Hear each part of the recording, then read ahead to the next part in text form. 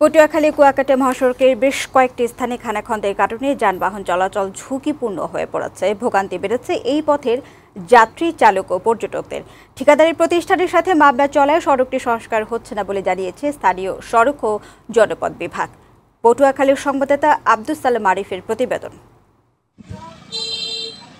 দীর্ঘ এক দশকেরও বেশি সময় যাবৎ পটুয়াখালী কুয়াকাটা মহাসড়কের পাখিমারা বাজার থেকে শেখ রাসেল সেতু পর্যন্ত 11 কিলোমিটার সড়কের অবস্থা বেহাল। প্রায় সময়ই এই সড়কে ছোট বড় দুর্ঘটনা হয়, আর এসব দুর্ঘটনার ছবি সামাজিক যোগাযোগ মাধ্যমে প্রকাশ পেলে কুয়াকাটায় আগত পর্যটকদের কাছে এই সড়ক ভীতিকর হিসেবে পরিচিতি হয়ে উঠছে।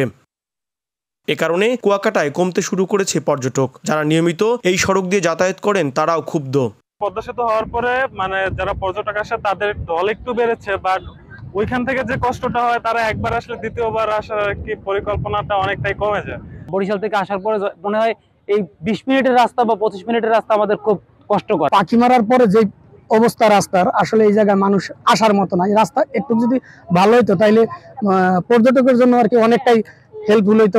ঠিকাদারি প্রতিষ্ঠানের সাথে মামলা চলার কারণে পটুয়াখালী কুয়াকাটা মহাসড়কের এই অংশ সংস্কার, মেরামত বা নতুন করে নির্মাণ আটকে আছে। সড়কটির মামলা জটিলতা নিরসন হওয়ার পরে একটি প্রকল্প অন্তর্ভুক্ত হয়েছে এবং এই প্রকল্পের দরপত্র আহ্বানের পরে মূল্যায়ন প্রক্রিয়া শেষে এই সড়কটির উন্নয়ন কাজের জন্য কার্যাদেশ ইতোমধ্যে প্রদান করা হয়েছে।